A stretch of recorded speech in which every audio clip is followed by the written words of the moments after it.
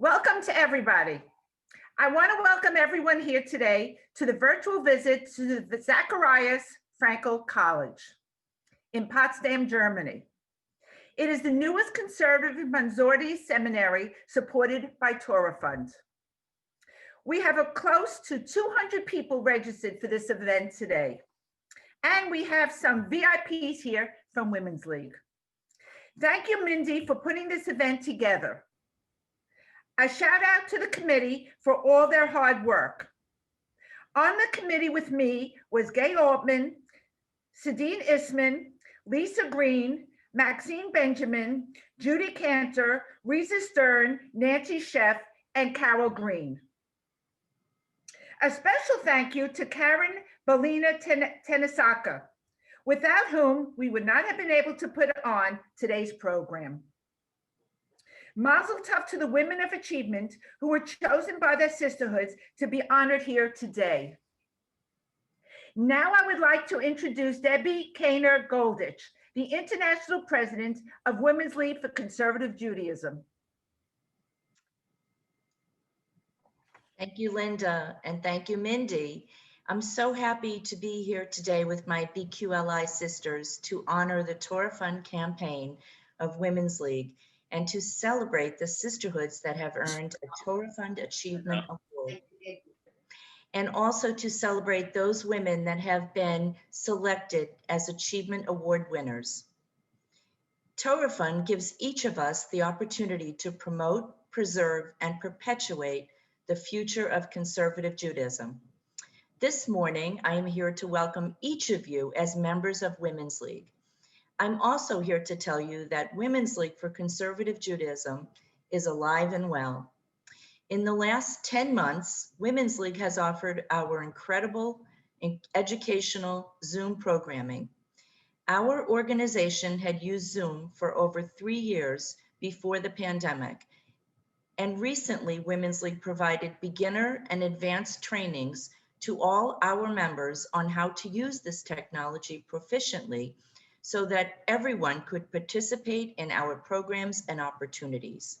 Check out the weekly newsletter called Women's League Week for details of the many programs offered. We continue to provide new learning opportunities that relate to us as 21st century Jewish women, such as our daily Psalm and Pirkei Avot study session, Hebrew language classes, and an adult Bat Mitzvah class. And most importantly, we are remaining relevant during this unique and challenging time by offering health and wellness programs led by your own Dr. Mindy Steinholtz and personal conversations sponsored by Vivian Lieber. So today, I ask you to give yourself the gift of Women's League. Support your sisterhood and the Torah Fund campaign. Mazel tov again to all the Achievement Award winners and to those special women. Thank you for allowing me to share my love of Torah Fund with you this morning and for inviting me to come and visit with you. Shalom. Thank you, Debbie. We'll now hear a few words from Barbara Ezring, the Women's League for Conservative Judaism International Torah Fund Chair. Thank you, Mindy. And thank you for inviting me to be together, biyachad, with you for your Torah Fund virtual event. I know that you want to know about the Biyachad Torah Fund pins. We began the process of mailing the pins. I am so grateful to our volunteers who drove to JTS this week and sorted and packed pins and then labeled a sea of envelopes. Thank you to your region president, Linda Klempner, and your region Torah Fund vice president, Mindy Steinholtz. And I know there are some others on the call today, but I didn't see the whole list, but I want to thank you for volunteering last week. And thank you to everyone for your patience. We have volunteers going to JTS again this week. We know that we'll need to continue the process in the new year. I've been asked many times since July why we need to give to Torah Fund during this pandemic. The students aren't even on campus. They're studying remotely. They are maintaining their pre-pandemic level of academic excellence. They continue to learn pastoral care skills. They continue to pursue social justice. They continue to study in Chavruta, imagine Talmudic arguments and discussions in Zoom boxes. Cantorial students have to get creative to harmonize because two can't sing at the same time on Zoom. The seminaries are using more technology than ever, and our students continue to pay their tuition. What compels you to give to Torah Fund? When was the moment you decided Torah Fund was worthy of your attention? Maybe you were moved by a class taught by your rabbi. Maybe your cantor brought you to tears with her beautiful rendition of Kol Nidre. Maybe a Hillel director welcomed you or your child or your grandchild to Shabbat dinner on campus. And perhaps you, like I, wanted to get a glimpse of seminary life at the Zacharias Frankel College. You may have read my article in Chadashot in November when I told one of my Torah Fund stories. I felt compelled to raise my donation to Torah Fund after my husband was ordained in 1978. When he started his new career as a rabbi, his tuition had been completely paid. He had no outstanding loans. I wanted to make sure that future rabbis would have the same opportunity. Students today do take out loans in addition to grants and scholarship money that comes from Torah Fund. Some of you may know my son, Gil, who's on today's call with us. He was invested as a cantor in 2018 from the H.L. Miller Cantorial School at JTS. And now he is the cantor at Bet Torah in Mount Kisco. He told me that without Torah Fund, his days at JTS would have been dark and stressful. Torah Fund lessened the load of the substantial tuition. I thank you for your efforts, especially during the last 9 months. You created this beautiful virtual Torah Fund event. You discovered ways to raise funds without in-person programs. Thank you for your donations beyond your usual giving amount. Thank you for your patience as we strive to deliver your Torah Fund pins as quickly as we can. Mazal Tov on your successful Chesed Torah Fund campaign, and Hatzlacha. I wish you much success as we work biyachad together on the 2020-2021 Torah Fund campaign. Mazel Tov to each sisterhood honoree. I hope that you will stay safe. We can see the glimmer of light at the end of this long, unusual tunnel. And thank you for inviting me to share with you today.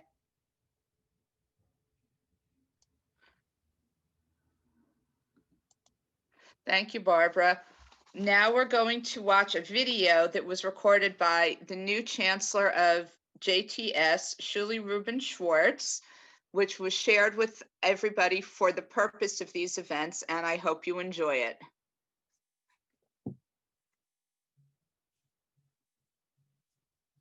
I offer a blessing as you begin your sacred work by sharing a humble 17th century women's prayer, a Techina, from a collection, 4 Centuries of Jewish Women's Spirituality, edited in the 90s by my colleagues Ellen Umansky and Diane Ashton. This Techina was no doubt uttered by countless women in pre-modern Europe, just as they put their unbaked challah into the oven. Lord of all the world, in your hand is all blessing. I come now to revere your holiness, and I pray to you to bestow your blessing on the baked goods. Send an angel to guard the baking so that all will be well baked, will rise nicely, and will not burn, to honor the holy Sabbath, and over which one recites the holy blessing as you blessed the dough of Sarah and Rebecca, our mothers. My Lord God, listen to my voice. You are the God who hears the voices of those who call you with the whole heart. May you be praised in eternity. This short prayer illustrates how Jewish women saw holiness in the homely act of baking bread and found a way to consecrate it. Through their care and devotion to challah baking, and with God's help, they could fulfill the essential mitzvah of keeping Shabbat. Ordinarily, such a blessing might feel dated and disconnected from our contemporary lives. But over the past months, many of us have struggled to sanctify time within the confines of our homes, and some return to rituals from our collective past, such as challah baking. As we see from this tefillah, our foremothers knew instinctively how important even mundane chores were to sustaining us. In this pandemic time, when we must gather virtually, we are even more keenly attuned to the importance of nurturing togetherness and planning for the future. We are heartbroken by the illness, pain, and inequities around us. And in this challenging time, I offer my blessing that we use our power as Jewish women to be a force for nourishment for our loved ones, our Jewish community, our society, and our world. Speaking to you, the women of Women's League for Conservative Judaism today fills me with tears of joy and gratitude. As an American Jewish historian who focuses on gender and on the history of American Judaism, and as someone who has held positions of leadership at JTS for 30 years, I am profoundly aware of the significance of being the first woman chancellor of the Jewish Theological Seminary. I know how challenging the path to leadership has been for women throughout history, but I have also studied and long admired those female leaders who blazed the trails that we walk on. Chief among them is the founder of Women's League, Matilda Schechter, wife of the second president of JTS, Solomon Schechter. Matilda was a brilliant, visionary, savvy organizer and magnetic personality, and she understood that conservative Judaism would flourish only if women's talents were harnessed along with men's. She went even further with words that sound as if they could be uttered by us today. I quote, "There never was a time when the religious and moral influence of women was more sorely needed than at the present day." And Schechter understood Women's League's impact being amplified by focusing on supporting the training of future Jewish leaders. Through Torah funds, you have been supporting residential life, student scholarships, religious life, and more at JTS for over a century, and more recently at all 5 conservative seminaries. At JTS this year alone, you support List College Alan Imar, who studies Talmud and Rabbinics at JTS and history at Columbia, served as List College class president, interned for Merkaz USA, served as a music specialist at Congregation Bethel in South Orange, New Jersey, and is now studying semester at Pardes in Israel.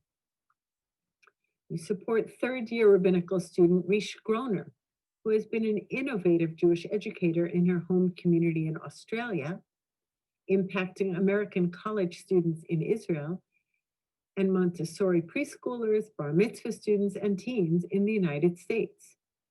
In 2019, Rish was named Jewish Forward's 36 under 36. Daniel Ross Goodman, a PhD candidate in modern Jewish studies, who already enriches the Jewish world through his writing in journals, magazines, and newspapers, including the Wall Street Journal, Tablet, and the Harvard Divinity School Bulletin. Cantoria student Daniela Risman, who worked in the Jewish nonprofit world and as an opera singer, and hopes to fuse her passions to bring the broad range of Jewish music and chazanut to the communities she serves. And finally, Jewish education MA candidate Eva Bogomolny, who studies pedagogy and teaching with a concentration in disabilities inclusion and advocacy. She hopes to teach in a Jewish day school and make Jewish spaces accessible to all types of learners. Women's League was birthed at JTS, and you, especially through Torah Fund, remain so much a part of the fabric at JTS, both literally when we sit in the synagogue for mincha, hopefully safely soon on the new chairs that we thank you for and eagerly await, and figuratively through our history and through the amazing students you have supported over the decades. Their impact as rabbis and cantors, as Jewish educators, and as lay leaders, Jewish communal professionals, and Jewish studies professors has enriched the entire Jewish landscape.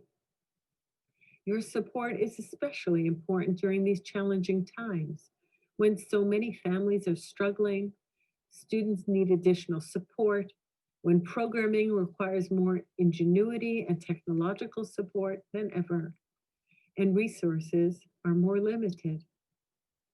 As this virtual meeting attests, Women's League members understand the importance of adaptability, and you've done such an amazing job through this new format to reinforce the concept of community and shared purpose, and to find new ways to advance the work of Torah Fund. Matilda Schachter would be so deeply gratified to know this, to see the many gifted female leadership among us, and to witness a woman in the role of chancellor building proudly on the leadership of so many talented women.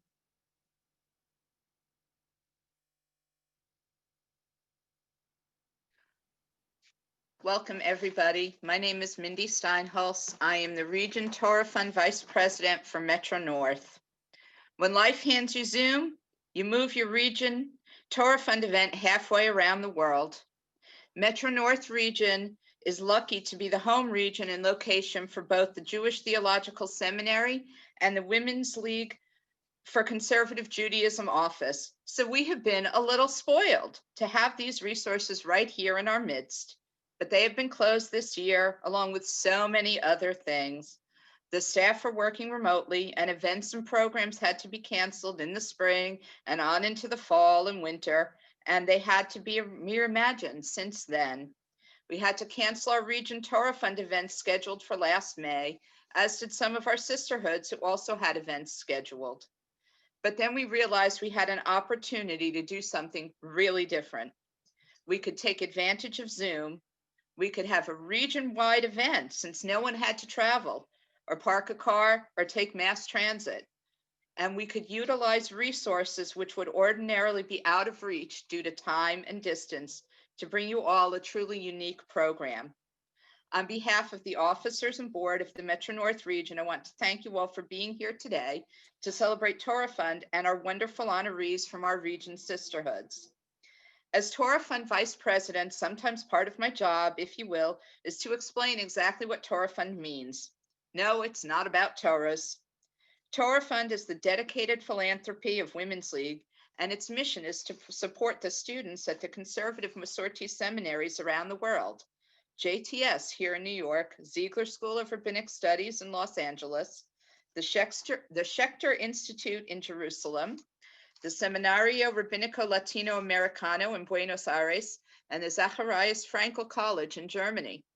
We give every person the opportunity to participate in preserving, promoting, and perpetuating conservative Masorti Jewish higher education through the active support of these 5 seminaries. They educate our future rabbis, cantors, educators, and lay professionals, thereby increasing Torah knowledge around the world. I would venture that most of you are the beneficiaries of this education. When you are moved by the melodies of your chazan, when you study with your rabbi or perhaps speak to her or him about matters either spiritual or pastoral, or as you watch the children in your community grow in their knowledge. And this year has really demonstrated the expertise and empathy these graduates and students embody. Our clergy and leaders have had to innovate and work in ways they and we never imagined even 1 year ago. You should know that in the last fiscal year, Torah Fund raised over $1.4 million. Our MetroNorth region alone raised over $84,000, with an additional $6,000 going to the Creating New Spaces special campaign. Moreover, Torah Fund is a grassroots campaign, which means that donations of any and all amounts are always welcomed and appreciated. There are many ways to make a gift to Torah Fund. You can get a check to your sisterhood Torah Fund chair or give online. There are Torah Fund cards, and yes, I know that some sisterhoods are running low due to the pandemic and the office being closed. There is a new Torah Fund e-card platform that was just introduced this week. A few years ago, our region had a donor who left a large bequest to Torah Fund. Did you know that you can do that? You can leave a legacy to Torah Fund even after you are gone. Did you know that such bequests are not required to be a certain size? This is now part of something called the Torah Fund Legacy Society. Who belongs to the Legacy Society? Anyone who includes Torah Fund in their estate planning and informs us of their wish to do so. This is a wonderful opportunity for individuals to impact the future of Jewish higher education and to demonstrate to their heirs their strong commitment to Jewish values. This year has been one with challenges for the entire world. It has been a sha'at hadehak, a challenging moment. Although at more than 9 months, it's been more than just a moment. These times have made it clear that we need to rely on our heritage and on one another. We need to practice chesed, the theme from last year, and we need to remember that we are all biyachad, together, the theme for this year. But as I mentioned earlier, today we have a chance to do something we would not in an ordinary year. We are traveling to the Zacharias Frankel College in Germany. No jet lag, no passports, and we get to go together. You can even have pretzels if you want. Think about this, a conservative Masorti seminary in Germany. We are so pleased to have as our keynote speakers, Rabbi Netanel Olheft, who was ordained in October, and Irene Muses-Calpe, a rabbinical student from Barcelona. We also have Sandra Anushewitz-Bear, the coordinator, and Freddie Rembaum, who is the wife of Rabbi Joel Rembaum, a guest halakha professor at Zacharias Frankel, as well as the secretary and treasurer of the American Friends of Zacharias Frankel College. I think we are in for a wonderful visit with these representatives of the school. For the past several years, I've been telling you that our gifts to Torah Fund help support the students there, and now we get to see the fruits of our work. How cool is that? We're going to start with a video that we've been sent from Zacharias Frankel, and then we'll introduce our speakers one by one.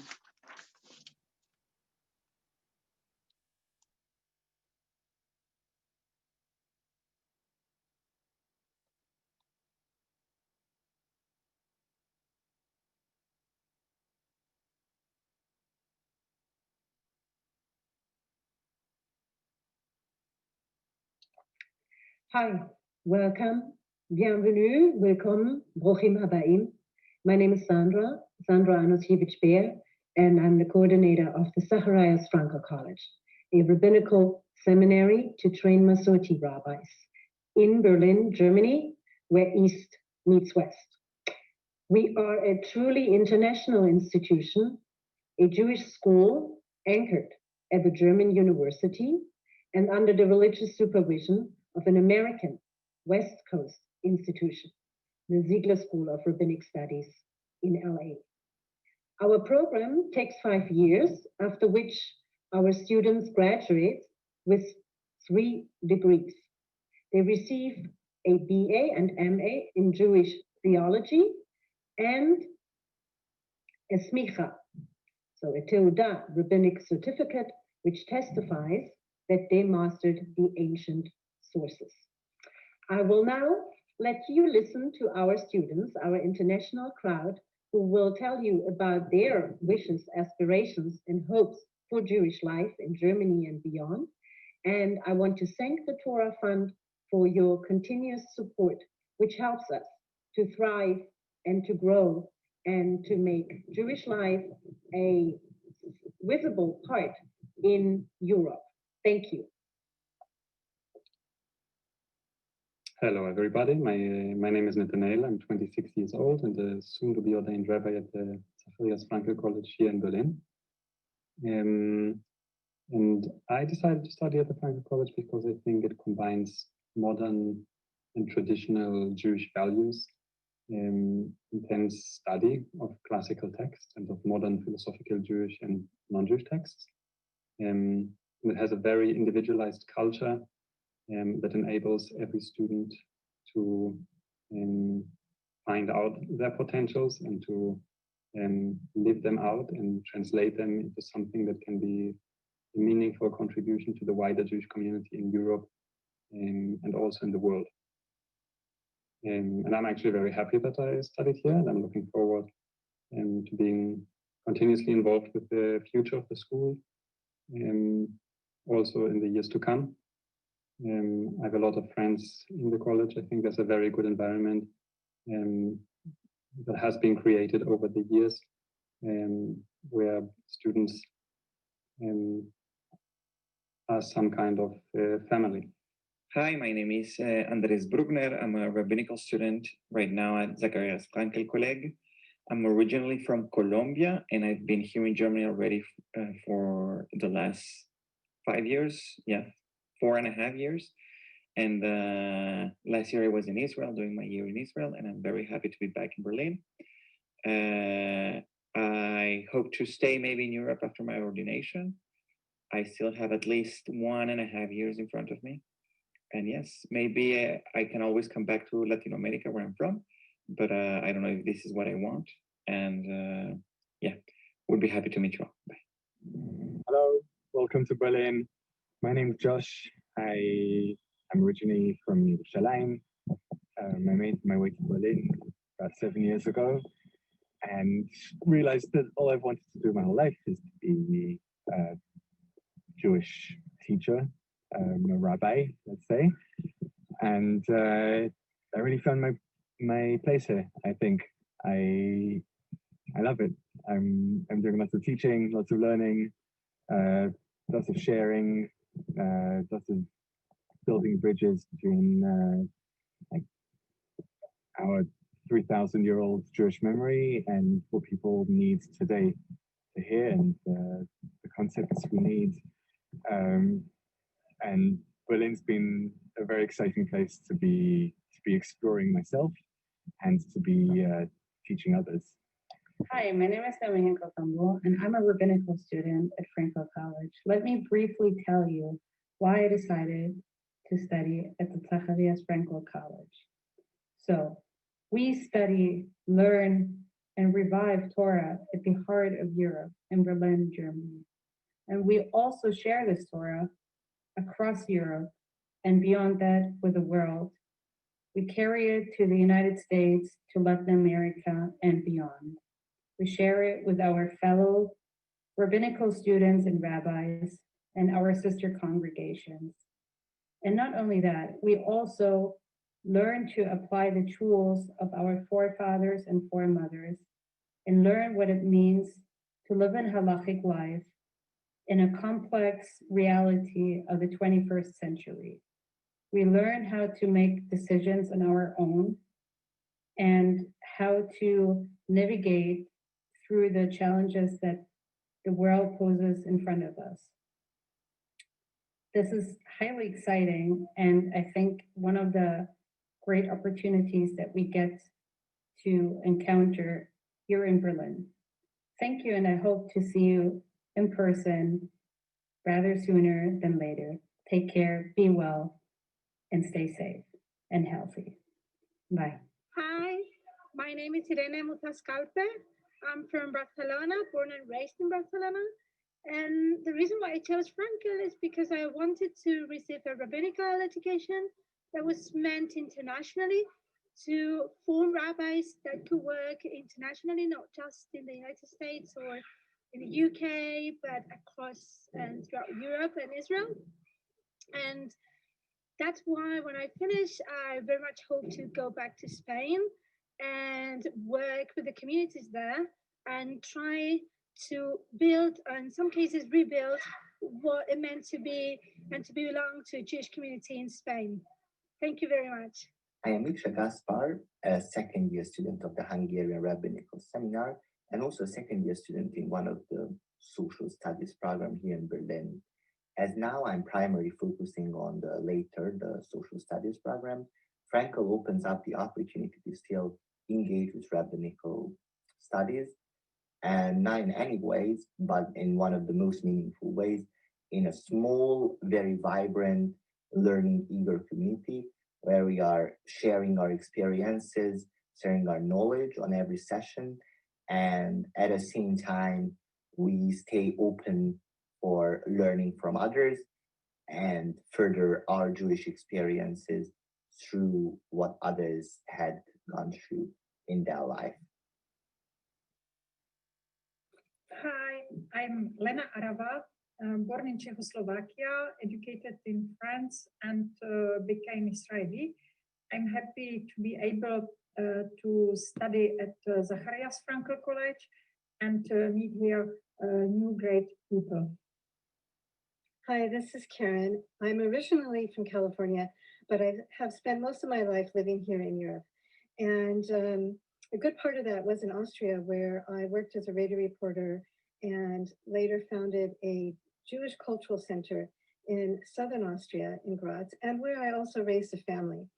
And I know very intimately what it's like to lead a Jewish life, or to try to lead a Jewish life, and to raise Jewish kids in areas where there are no strong Jewish institutions and where the communities are very small. And from that experience, I really want to contribute more to Jewish life here in Europe. When my children left home and started college themselves, I thought, now this is my opportunity to really delve into Jewish texts and to educate myself. And therefore, I'm very grateful for the Zacharias Frankel Seminary that it's here, and it gives us this opportunity. We're a small group of students from all areas of Europe, or from many different areas of Europe, and also from Latin America. And we study together, and we learn from each other, we support each other, we teach each other. It's a very supportive and very nice atmosphere here at the Frankel Seminary. And I hope very much that at the end of my rabbinical studies, that I will then also be able to contribute to making Jewish life here in Europe stronger. Hi again. I'm proud to lead such a fine group of students, and I'm looking forward to follow them as they will lead us to build our Jewish future. We are grateful for the Torah Fund's support of this journey and in the building process. And please stay tuned.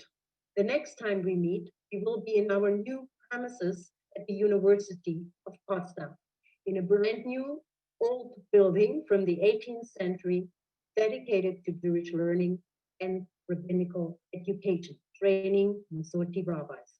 I'm looking forward to being in touch and to welcome you there. Thank you.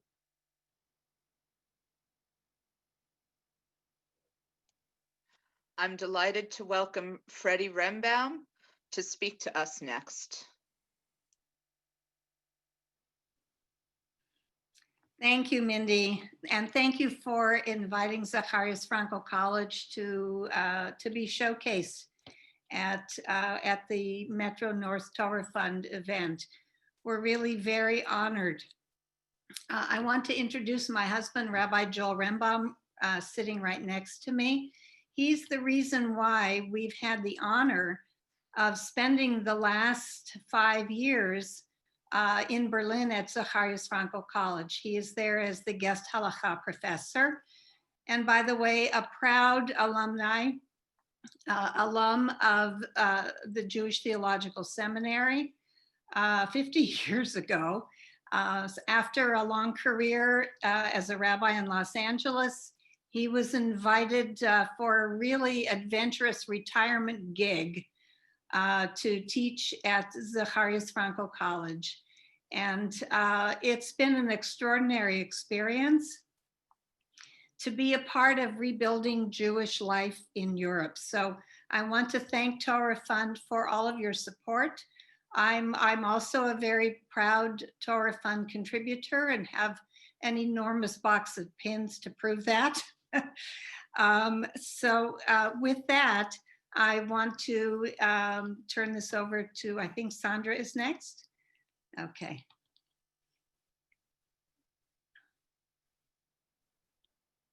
Yes, hello everybody.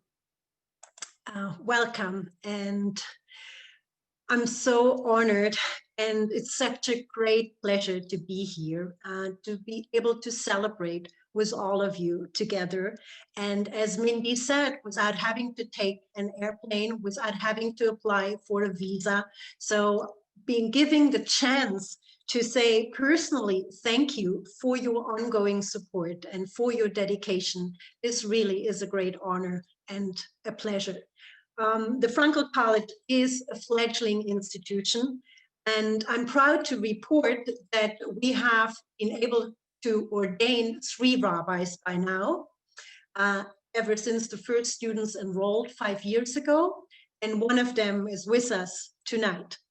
To be a Frankel student means to be both a high achiever academically and to be a real mensch, and answering the burning questions that Jews grapple with everywhere today, and to be able to rebuild Jewish life in Europe.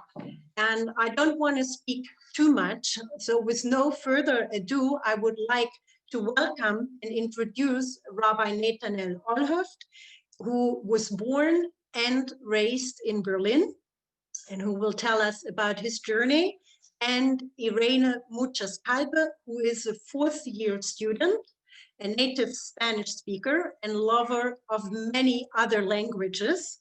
And both of them embody in a perfect way, I'd say, the ideal of Frankel, the learning and the teaching, the passion for learning and teaching, really in an outstanding way. So thank you again for all your support. And the floor is yours, Rabbi Nathanael. Yeah, thank you very much, Sandra, for introducing me. I hope you can all hear me well. Actually, I was very moved by that video we just saw. I've never seen it before, and I wasn't expecting that it would be shown here. So it was very nice to see all these faces, in addition to the 200 faces I'm seeing at the moment. That's great. So thank you all for having me and giving me the opportunity to share my experiences in Frankel College with all of you. I feel very honored to be able to be here and to learn more about the Women's League for Conservative Judaism also, and all its benevolent deeds, its altruism, and the blessings all of you continuously bestow upon the conservative movement. I've always heard about the Women's League, but I never really knew what it meant or what it does. And so I'm very happy that today it's actually for me also possible to learn something, or already have learned a lot about it now. Thank you also, Mindy Steinholz, for inviting me and being in contact and giving me that opportunity. So in the beginning, I'll give a few biographic information about myself, which shouldn't be too boring, but hopefully afterwards will become a bit more interesting. So I was, as we've heard from Sandra and Freddie and in the video, I was ordained in October of this year, 2 months ago. So I'm actually relatively fresh in my profession, together with my friend Josh Weiner, who was also in the video. And currently I'm working at the University of Potsdam as a research assistant and also writing a PhD on Masorti conservative halakha. Maybe also for the city of Potsdam, for those who don't know, I'm sure Berlin, everyone has heard, is the capital of Germany. But Potsdam is like a smaller city next to Berlin, and it's like the Versailles of Berlin. So in the 18th century, the Prussian kings wanted to have their own Versailles, like a city full of nice palaces, like Versailles next to Paris. So they decided to build a city that's similar to Versailles, just much smaller and not really similar to Versailles. But that's what it is. And our campus is actually also placed, situated in next to one of the royal palaces of the Prussian kings there, which is very beautiful landscape, beautiful park, and beautiful buildings. So at the moment, I'm actually still at the university. I'm teaching the Hebrew and Aramaic, the 2 most important languages of our tradition. And in this semester, I'm also teaching a book, Nefesh HaChaim. It's like an early 19th century, not too long book, composed by Reb Chaim Volozhiner, who was like the main student of the Vilna Gaon from Lithuania. And the book is about the ethical and mystical implications of Talmud Torah, of the study of the Torah, of the continuous study of the Torah, which is like the one main commandment of our tradition. So that's what I'm doing at the moment. In the future, maybe I'll do something else, maybe congregational work, maybe something still academic. I don't know yet. I'm exploring all the options. So yeah, more in general, I'm 26 years old still, as I said in the video, didn't change in the meantime. I have a mixed background. My father's family is not Jewish, and my mother's family is Jewish. My grandfather, for example, on my mother's side originally he was born in France, but his family is from Vienna. Then he moved to Israel when he was 14 or 15. And from then he moved to Germany, where my mother and her sisters were born. And then I also was born in Berlin. So I'm from the city I'm currently in. I've always, or most of my life, lived here.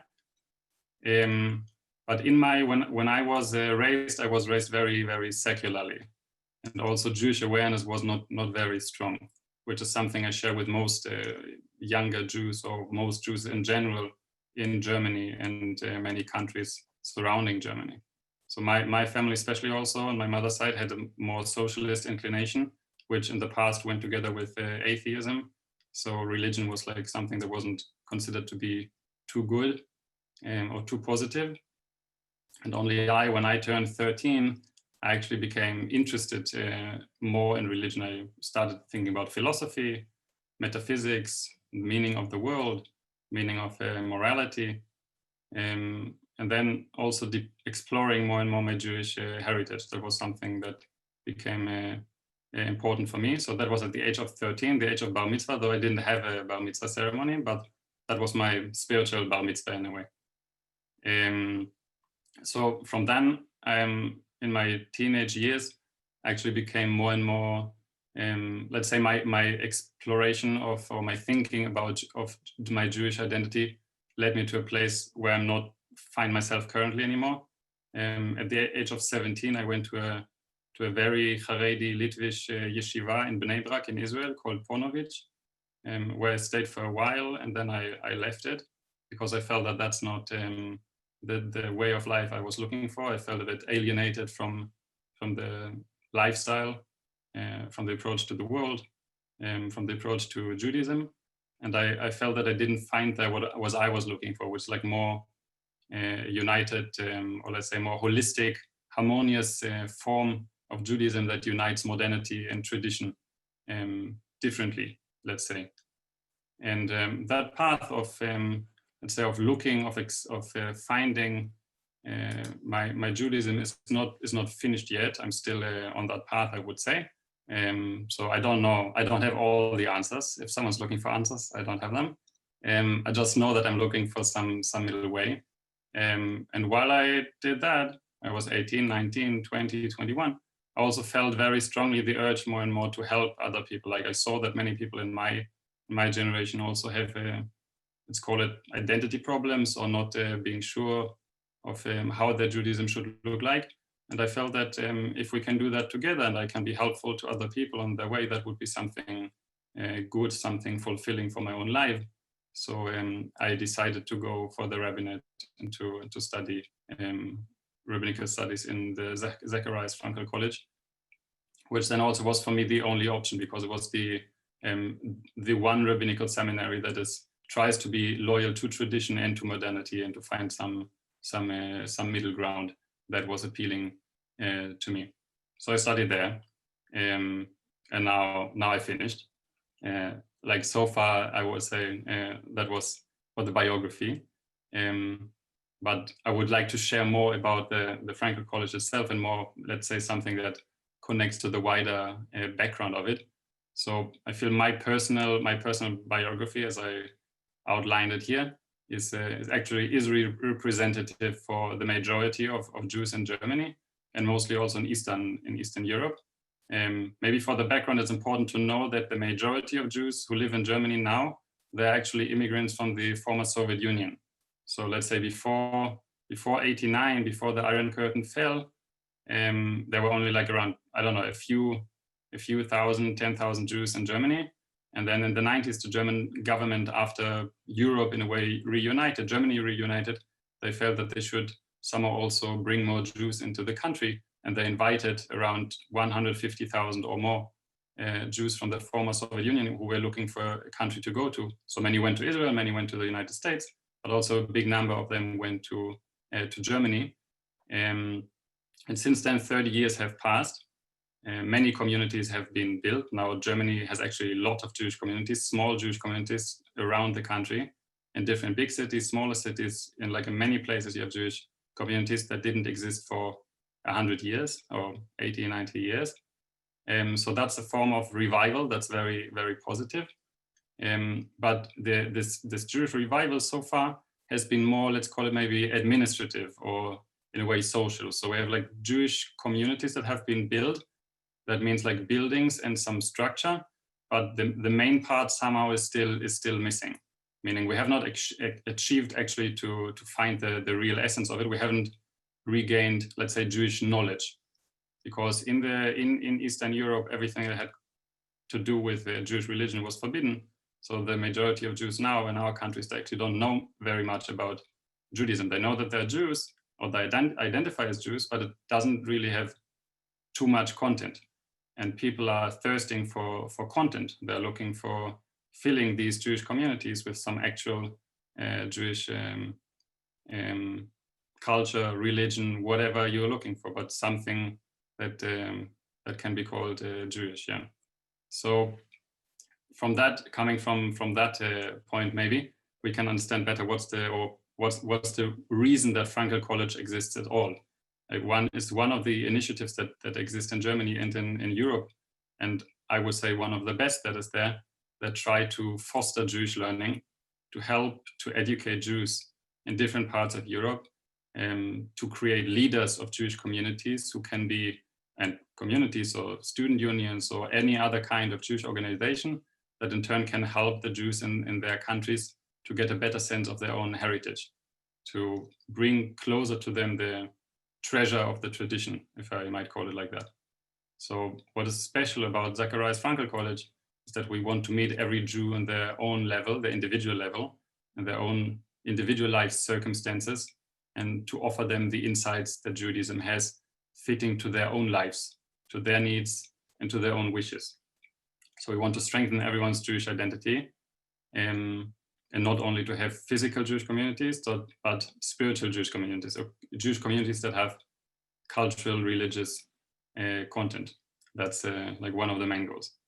And now, because it's like a rabbinic talk, I'll also connect it to our parasha, which is very fitting. So in these weeks, we are reading the parasha of Yosef, of Joseph, our uncle and father, depending on which tribe you're from. And we hear how Jacob's entire family followed Joseph down to Egypt, right? That's something we read now in Vayigash. And in a way, Joseph's story is also representative, or can represent, the way Judaism is lived, or the problems Judaism has here in our lands, in some countries in Europe. Like when we hear that Joseph was sold into Egypt, we also hear that he became an Egyptian. He adopted Egyptian dress, language. When he speaks to his brothers, he always uses an interpreter. He doesn't speak to them directly in Hebrew. So he somehow lost the connection to his own Jewish heritage when he went down to Egypt. And in our parasha, the opposite is happening. We hear that when Jacob wants to go down to Egypt and to reunite with Yosef, the verse says, "Ve'ed Yehuda shalach lefanav el Yosef leorod lefanav Goshna," that Jacob sent his son Yehuda, Judah, first to Joseph in order to teach before Joseph something towards Goshen, towards the country in Egypt where they will be living. And our sages, our Talmudic sages in the Midrash, they have interpreted the word lehorot, which has the same root in Hebrew as the word Torah, to mean that Yehuda was sent in order to teach Torah to Joseph and to build a Beit Midrash, to build a house of study in Egypt, because there was no Beit Midrash in the house of Egypt. And later tradition also tells us it wasn't only Yehuda, it was also Serach bat Asher, Serach, the daughter of Asher, who was the granddaughter of Jacob, that she was the leading figure in the generation. And only later, when Moses came and wanted to rescue the Jews out of Egypt, he actually had to justify himself in front of Serach, because she was the leading figure of that generation. So we have these two people bringing Torah to Egypt to build a Beit Midrash. And what that means for me, or for us maybe, is that they wanted to build a Jewish study, culture, worship house, everything that you need of if you're looking for something Jewish, to build a Jewish congregation with Jewish contents first, so that Joseph could have the ability again to reconnect to his Judaism, and that everyone who would come to Egypt also would have that, would be able to do that. So we in Germany, or we in Europe in many places, are like Joseph in that regard. We're in need of a Beit Midrash. We're desiring a place where we can study and foster our Jewish learning. But probably, and that's something Zacharias Frankel tries to do, we try to build a Beit Midrash that fits us, and that's a bit more modern than the Beit Midrash that Yehuda built. So a bit more modern, traditional, but also more modern, and connecting the best parts of the culture, of both cultures in a way in one place. So that's something we do. So at Zacharias Frankel College, we try to learn how to implement the oldest and deepest wisdom of eternal Judaism and insights of modern life, to bring back or to know how to implement the laws of Judaism, the customs, its theology, ethics, philosophy, everything that's of interest. So we're trying not to be limited, say we only study Halacha or we only study Agadah or something. No, we try to study the whole range of Jewish tradition and find a way to see how that plays out in modern life in Central Europe or elsewhere, across all of Europe or the world even. So that for me is the Zacharias Frankel College. And speaking from my own experience, and maybe also as we've seen in the video, we can see that it is a place that actually fosters very much multiculturality, pluralism, integrity, intensity in learning. It's a fresh and new growing institution. Student body is still small, but every year we get new students. So hopefully soon we'll have like a big number of students also, of people who can bring light to Europe. Now, still in the spirit of Hanukkah, to bring light. Also, as we've seen in the video, that we don't have really two students who come from the same country. It's like very, very diverse. People from the Czech Republic, from France, from England, from Colombia, from Argentina, from the United States, from Germany. So they're all very, very diverse, and nonetheless, we very much feel like one big family. And nonetheless, I have in the past, I encountered a few times the question, people ask me, okay, so you built a rabbinical school in Europe, but why do you build it in Germany?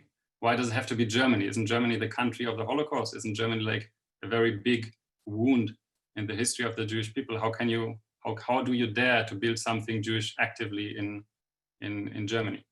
And I think it is actually a good question. Maybe not so much for the people who actually like live in Germany and as Jews and know what it is to live there, but nonetheless, I think theologically in a way, or like in terms of history, it's a very good question. And I think the answer I try to give to that actually also connects to Hanukkah, if I'm allowed to reconnect it to Hanukkah, because Hanukkah is about bringing light into the darkness, and in the, let's say, in the Kabbalistic meaning of that, the Arizal, the Rabbi Yitzchak Luria from 16th century Tzfat in the Galilee, in the land of Israel, he in his Kabbalistic system very much emphasized always the need for tikkun, meaning to repair spiritual wounds in the upper worlds, but also in this material world we are living in. And one of these wounds is without question the heritage of German Jewry in a way. Like we know that in pre-war Europe, German Jewish cultural life was thriving, was full of knowledge, full of scholarship, full of diversity. And all this was just destroyed, killed in the blink of an eye. And probably there's no bigger wound in history than destruction of European Jewry is like the biggest wound, and the destruction of German Jewish culture is one part of that big wound. And the Zacharias Frankel College, I would say, is one of those institutions that try to work on that, try to heal that wound a bit, try to repair that, try to bring the tikkun, as the Arizal said, to that place, to that spirit, to heal the wound, to bring light into the darkness, and to repair this historical injustice and destruction that occurred. We are trying to rebuild in a way. On that note, I thank all of you and the Torah Fund of the Women's League for Conservative Judaism very much for your support and your gracious and benevolent help for our institution. I think we can say it's because of you also that the Frankel College can now proudly call itself a step and a building brick on the way to a brighter German Jewish and European Jewish future. So thank you all very much for your help, and thank you also for listening to me. I'm sorry that it was so long.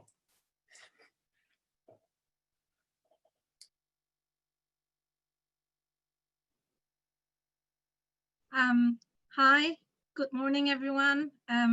Always a pleasure to listen to you, Rabbi Netanel. Netanel and I were classmates before, but he was never a classmate for me. He was always a teacher, and he has proved that today as well. So what an honor to be here with you, Netanel. So I would like to start by thanking Mindy Steinholz. I told you in private, I tell you again in public, you've been wonderful, constantly reminding me, being there for me and for anything I needed.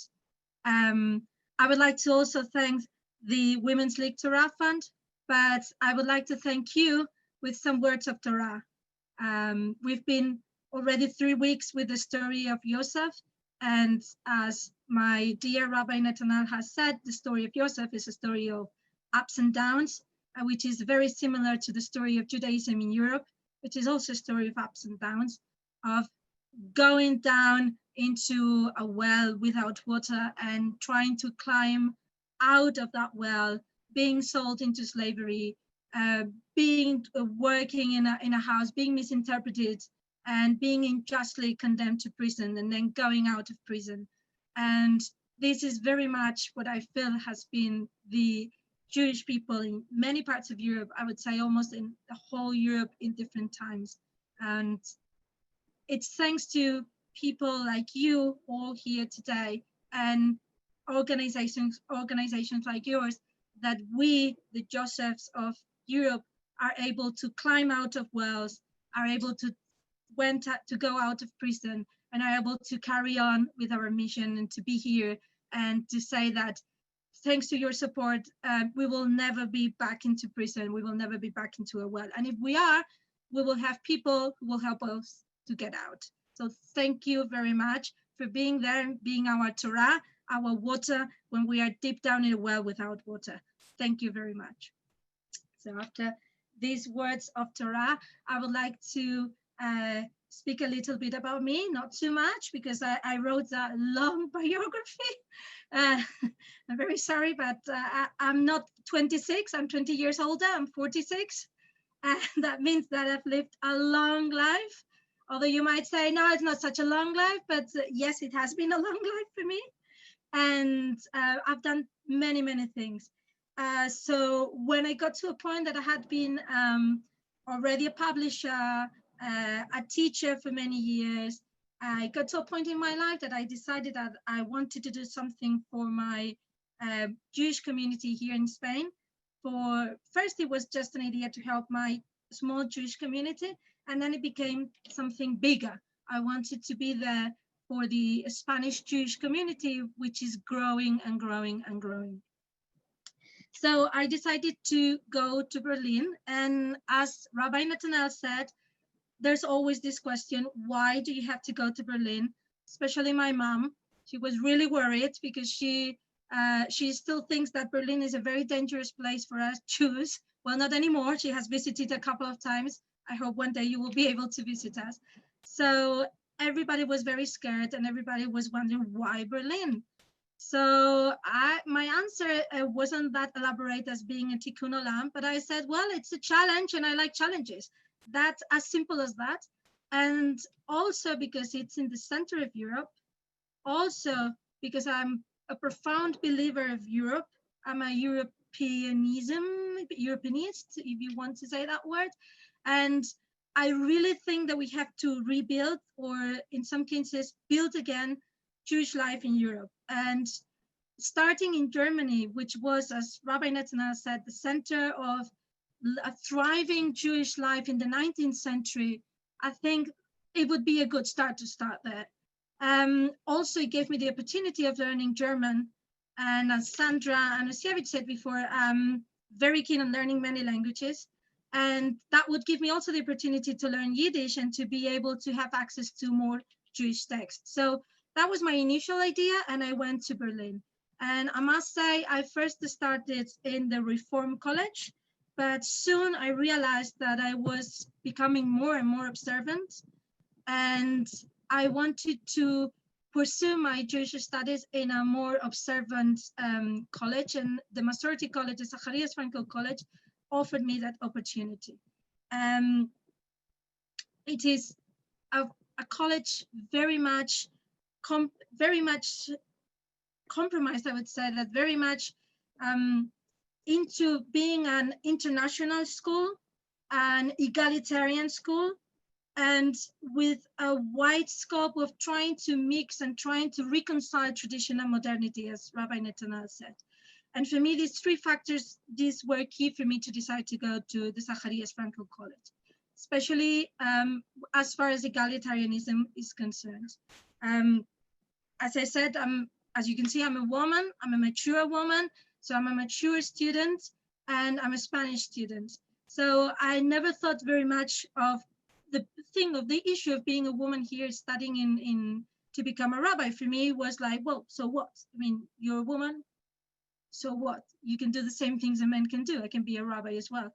But as usual, it's not how you perceive yourself, it's how you are perceived by others. So when I arrived in Berlin, I realized that there were many congregations that just because I was a woman, they didn't want me to be sitting next to men in congregations. And I got really, really upset about that, especially because those congregations were considered themselves to be very modern and reform, and I couldn't understand that.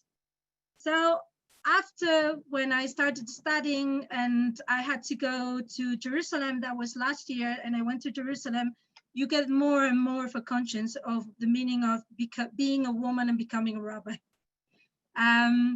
which I must say, so many of my American colleagues and classmates who were starting to become rabbis, many women student rabbis, that was a big challenge. They couldn't stand it, and it was very hard for them. It was also very hard for me, but being Spaniard, I guess I come from a culture that we have so many challenges and such a terrible situation politically and social, etc., that for me, it became again a challenge, and all challenges should be overcome. So I became more and more empowered in my being a woman and wanted to become a rabbi. So it was a great experience. As I said, I never thought myself as a woman rabbi that would be an issue, but it was. And thank you very much for, I'm very, very, very grateful that there's an association called the Women's League Torah Fund that shows that women have a lot to say about leadership in the Jewish communities and about education in Jewish communities and Jewish seminars around the world.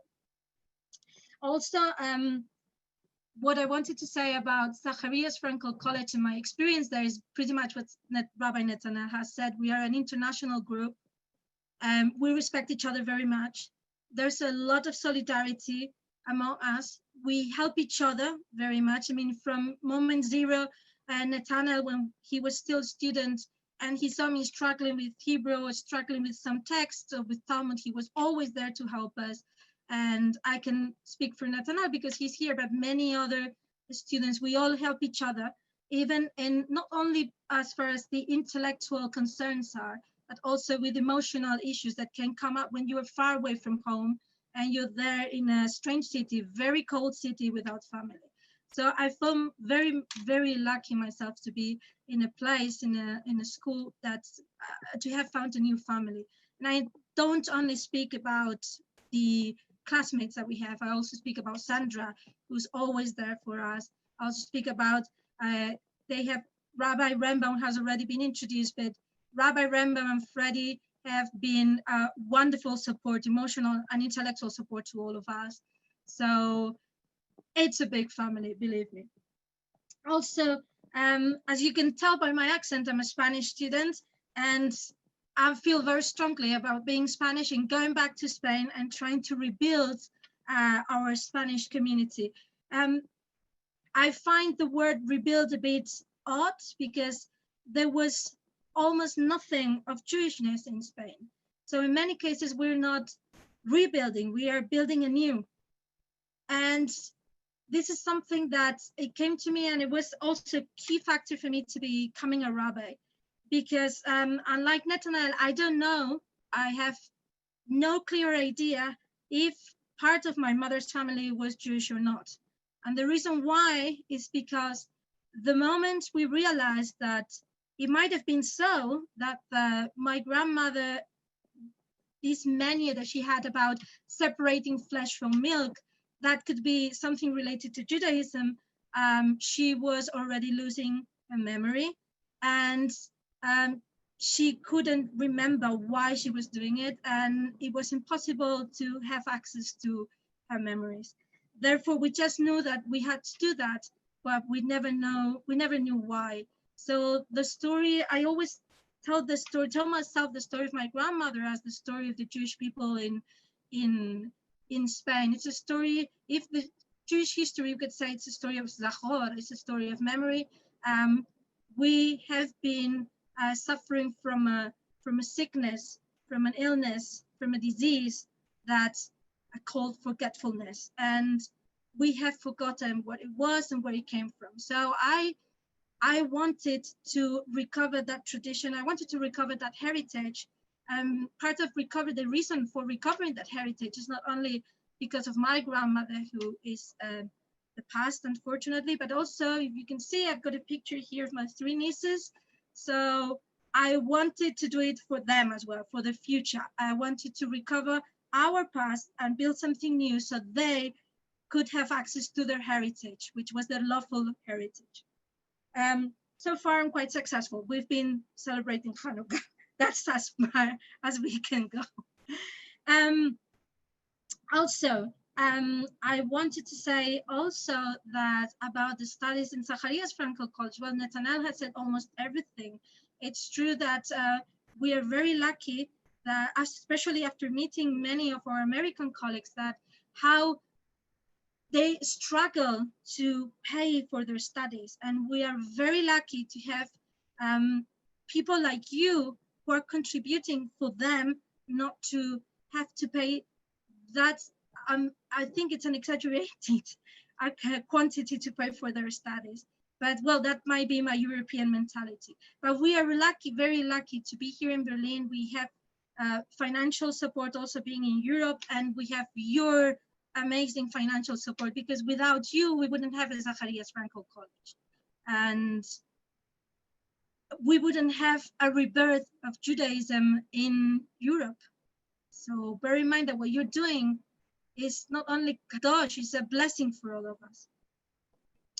Also, what I wanted to say is about some biographical details about my future.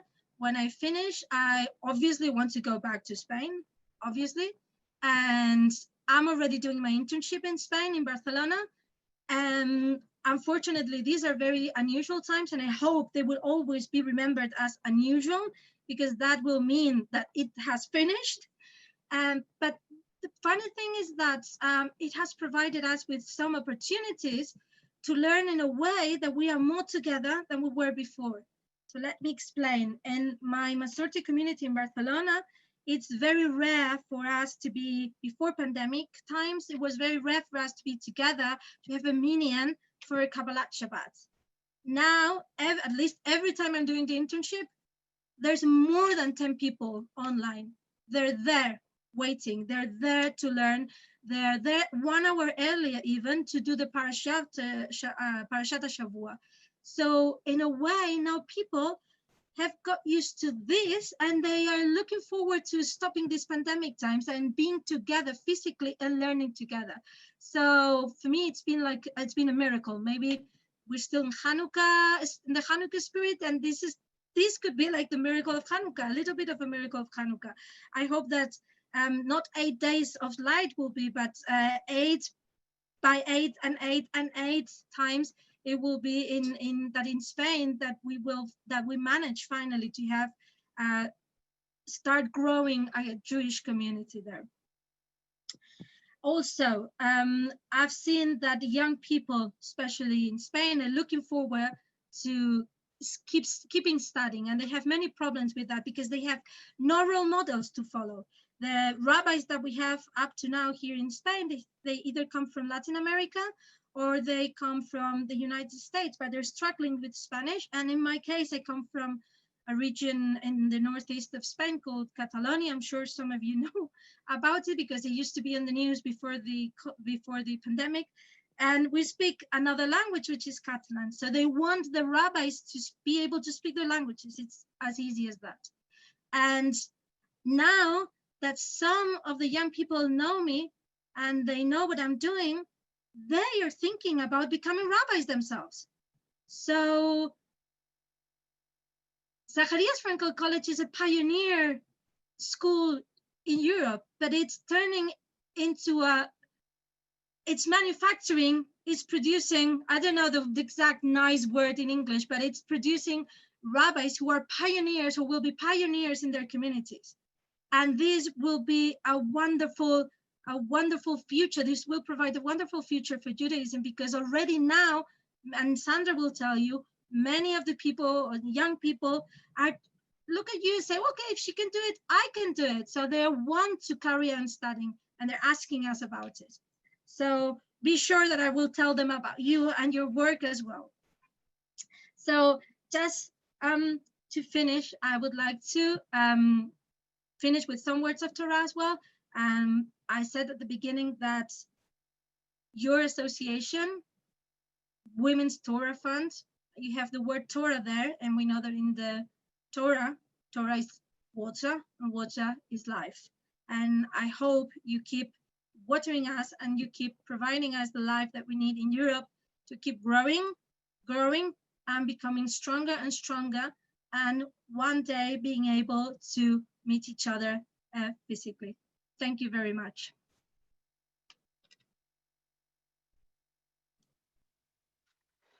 Thank you both. It was so wonderful to hear from you. The comments I've been seeing are so wonderful in the chat. It's been so wonderful to have you here and to take advantage of this time. We're going to move on to the next part of our program where we honor our women of achievement. And so I am going to have Sandy Coppell from Or Olam introduce our honorees from New York City. Our first honoree is Marjorie Fine from CSAIR. Conservative Synagogue Adat Israel of Riverdale Sisterhood is extremely pleased to honor Marjorie Fine this year.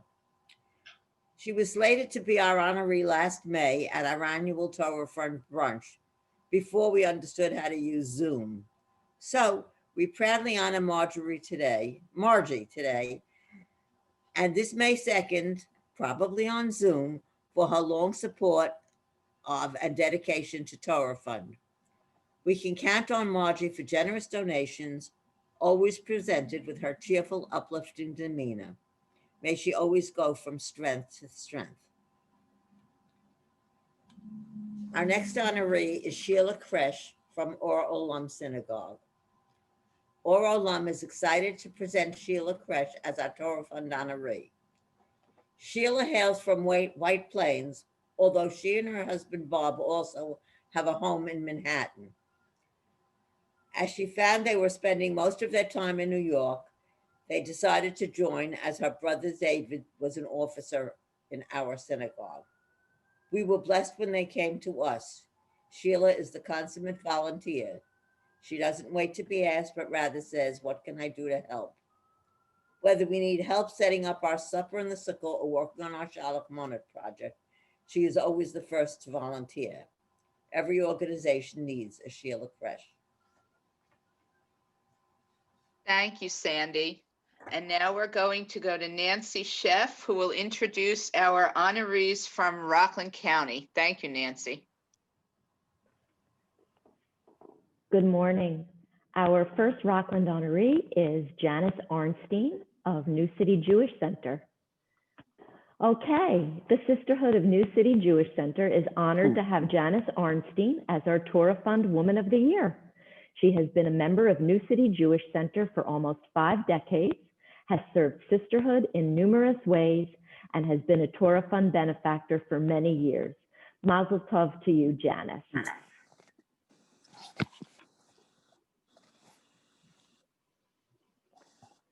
Our next Rockland honoree is Helene Kornstein of Manuet Hebrew Center. This year, the 2020 honoree for Manuet Hebrew Center is Helene Kornstein.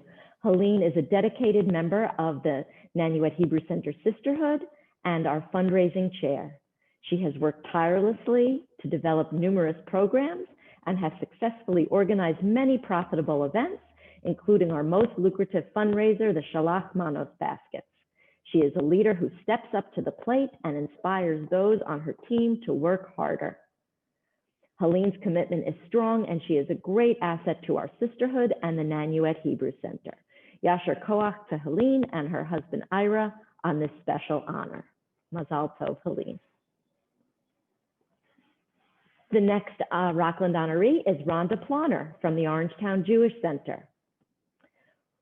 Rhonda has demonstrated the true spirit of sisterhood with her endless generosity of both energy and resources, kindness, creativity, hard work, and dedication to the values of conservative Masorti Judaism. She became active in sisterhood soon after her move to Rockland County, New York, and since then she has served the OJC sisterhood in many positions, as well as both vice president of membership and twice as co-president. In addition, her strong knowledge and love of Judaism has grown at OJC as she became a bat mitzvah and continued her studies in classes. She regularly attends Shabbat and holiday services and has sought out Jewish history as she has traveled the world extensively, including 3 OJC synagogue trips to Israel. She truly lives by her conservative Jewish values and has helped to pass these values on to her children, as well as her 5 wonderful grandchildren. All of us in the Orangetown Jewish Center Sisterhood are proud to call her sister. And our honoree from Montebello Jewish Center is Pearl Schachner. Hi. The Sisterhood of Montebello Jewish Center is honored to have Pearl Schachner as our Torah Fund honoree. Pearl has been a devoted member of our board. She is dedicated and exemplifies what it means to be a woman of valor. Mazel tov to you, Pearl.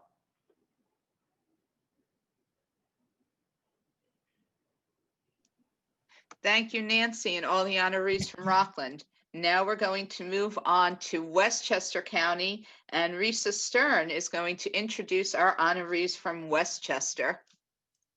Good morning. As I introduced Roberta Horowitz this morning, I'm quoting from her friend, Jamie Rosenfeld. She said, "We met over 30 years ago. Roberta has been a role model for me in the way she imbues her home with love for the holidays, Jewish traditions, and love of her beautiful family. For many years, Roberta volunteered at the Mount Kisco Interfaith Food Pantry, but they were so lucky to have her to take on the role as Director of Operations and Programs 10 years ago. My friend is dedicated, hardworking, organized, generous, and so very capable. I have sat at many a Shabbat meal and listened to her husband, Nathan, evoke the words from the book of Proverbs, Eshet Chayil, a woman of valor. When I learned about this honor being bestowed upon Roberta, I was literally thrilled. Such a smart move. Roberta is so very deserving of this honor."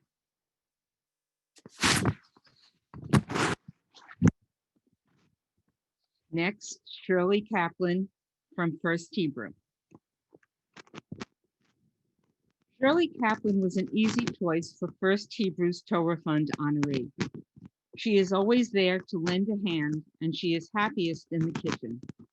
Ask her to cook for 5 or for 50. It is always her pleasure and our delight. And this granddaughter of a sofer has met challenges she never thought possible as a little girl and has begun to read Torah during Sisterhood Shabbat. Yasher Koach, Shirley. Next, from Yorktown Jewish Center, we have two honorees, Laura Klotnick and Marcia Stone.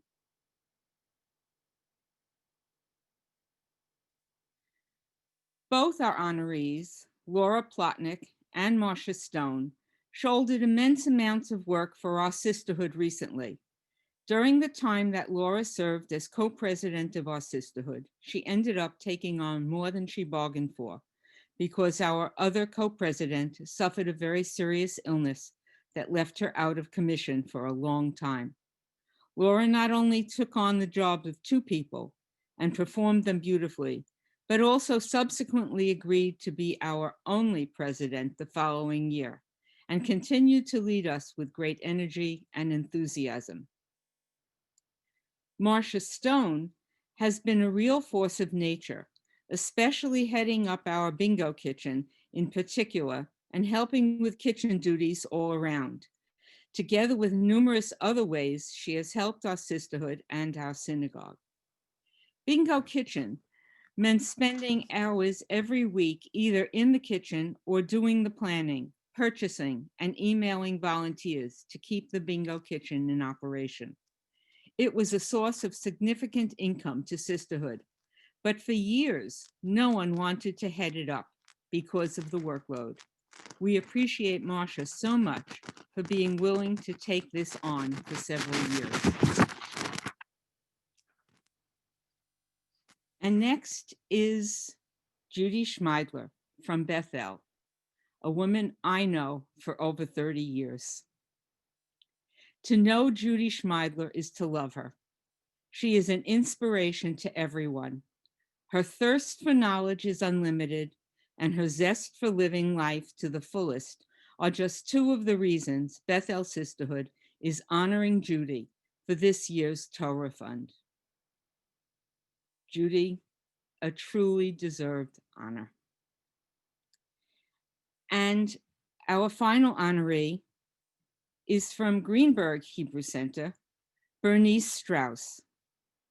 Greenberg Hebrew Center Sisterhood is so very grateful and blessed that Bernice Strauss is our Torah Fund honoree.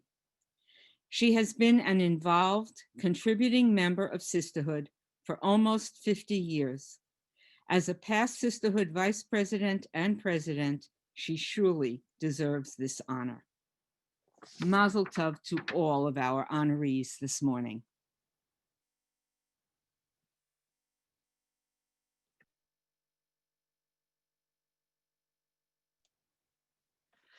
Mazel tov to all of our honorees from the city up through Rockland and Westchester. Mazel tov to everybody. We're going to do a very brief slideshow of all the sisterhoods who made goal, both in the fiscal year that ended in 2019 and the fiscal year that ended in 2020. So for 2019, our first sisterhood is Bethel Synagogue Center in New Rochelle. Mazel tov to you. Next one, First Hebrew Congregation Sisterhood in Peekskill. Then Manuet Hebrew Center Sisterhood in New City. New City Jewish Center Sisterhood, also in New City. Followed by Or Olam East 55th Street Synagogue Sisterhood in New York. And then Women's League of Sutton Place Synagogue, New York City. Temple Israel Center Sisterhood, White Plains, New York. Orangetown Jewish Center Sisterhood, Orangeburg, New York. And Yorktown Jewish Center Sisterhood in Yorktown, New York. Mazel tov to all of those sisterhoods for 2019. And now we have 2020. It was a difficult year this past year, so there are less sisterhoods, but nonetheless deserving of our thanks. and all the sisterhoods who all worked so hard. Even if you didn't make goal, it's okay. We understand everybody had their challenges and everybody did their best. New City Jewish Center Sisterhood, New City, New York. Next. Or Olam, East 55th Street Synagogue Sisterhood, New York City. Next, Orangetown Jewish Center Sisterhood, Orangeburg, New York. And last but certainly not least, Yorktown Jewish Center Sisterhood in Yorktown, New York. So mazel tov to all of our sisterhoods for all their hard work over the last 2 years. Mazel tov to all of our honorees. We want to thank our guests from Zacharias Frankel College. And now I'm going to turn it over to Linda Klempner for a few more remarks.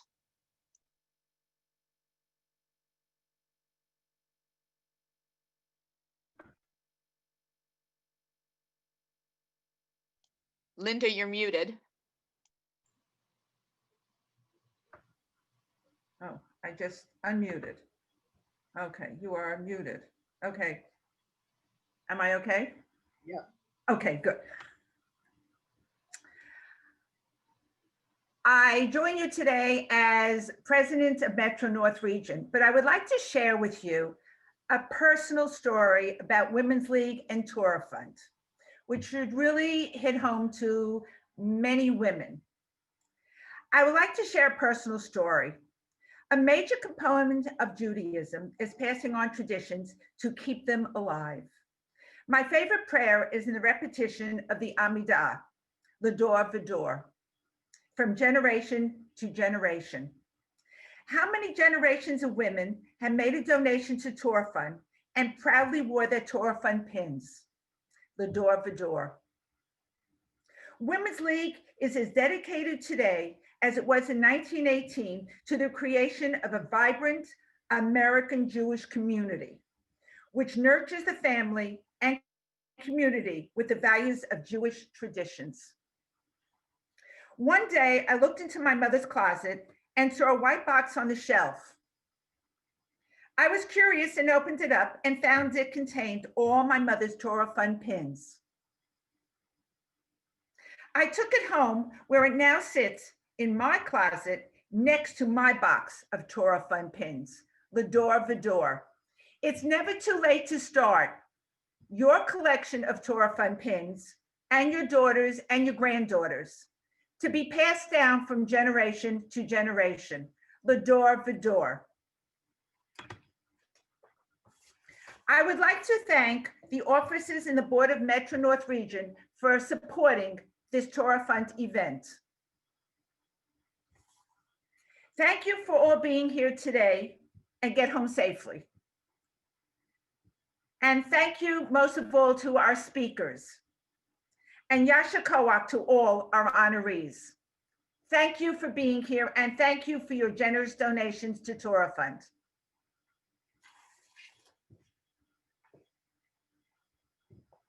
Mindy? Thank you, everybody. Enjoy the rest of your day. Stay warm, stay safe, keep washing your hands, keep wearing your masks when you go out, and hopefully next year we'll be together in person.